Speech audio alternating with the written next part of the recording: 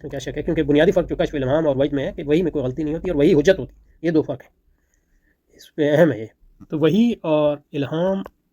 اور کشف اور وحی یہ اہم ہے، یعنی ان میں فرق بنیادی یہ ہے کہ پہلی بات یہ ہے کہ وحی میں غلطی کا کوئی امکان نہیں ہوتا کہ اللہ نے اس کی ضمانت دی،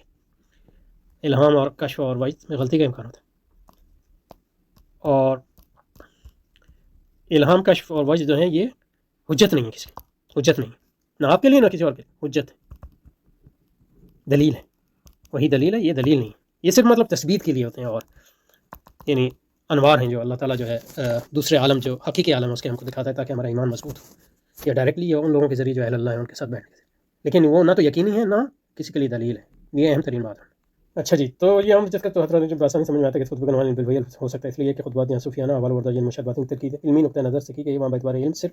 شعور نبوت ہی کو حجت ٹھہرایا گیا۔ ٹھیک ہے، یہاں پہ رکتے ہیں انشاءاللہ۔